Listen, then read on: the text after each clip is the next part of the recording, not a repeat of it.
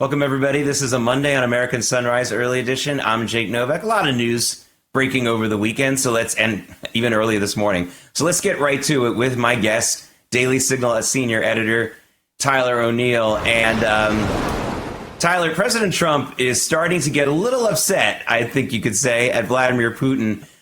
He used some strong words in an interview, as only Trump can get away with these days. Or I guess he doesn't get away with it, but we're used to it.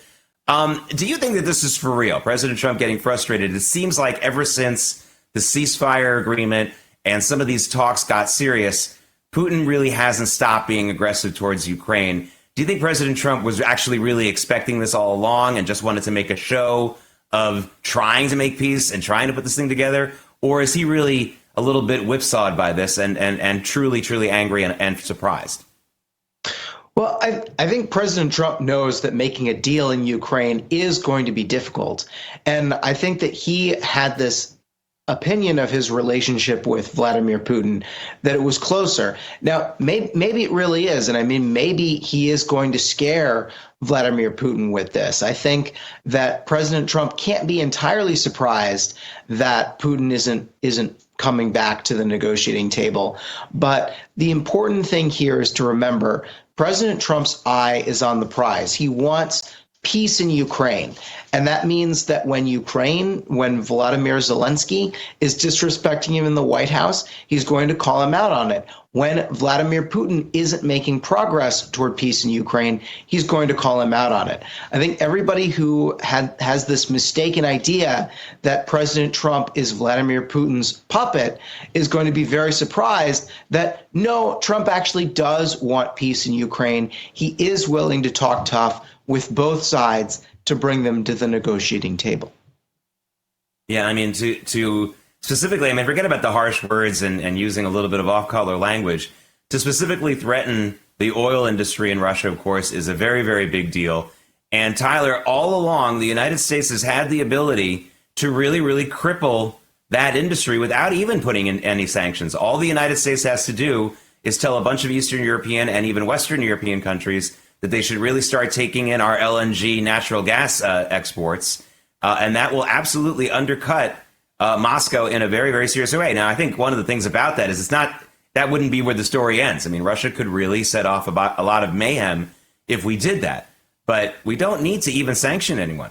All we need to do is increase those exports. And by the way, President Trump has already turned back on that major export center out of Louisiana. Speaker Mike Johnson talks about it a lot. So we actually have all of that infrastructure in place.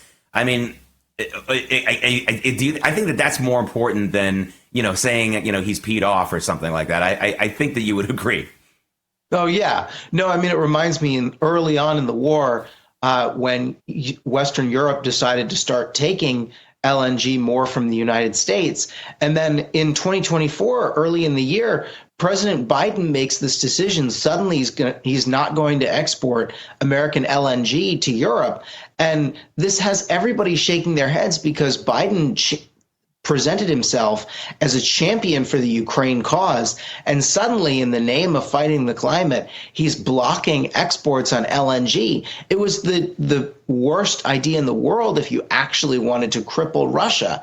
And so President Trump, and Trump has talked about this many times. He said, Obama did not send missiles to Ukraine. I actually sent the missiles. And when it comes to responding with some sort of force that's going to make a difference, Trump has usually been in the driver's seat where Democratic presidents, they talk a good game, but often they don't end up putting their skin behind it as much. And instead, you get all this money that is unaccountable when it goes to Ukraine. I mean, we still don't know where some of the money that we spent on the Ukraine war effort went, and not all of it went to the Ukrainian troops on the ground and the direct war effort.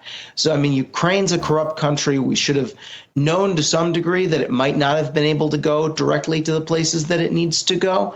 But the fact that the Biden administration seemed utterly uninterested in exactly where it ended up, and that's one of the reasons why Republicans ended up being the doves, if you will, in this case. It's not because we don't want Ukraine to win. It's because we've seen so much abuse in this whole situation, and we frankly don't trust the national security apparatus to stand with Ukraine on the ground.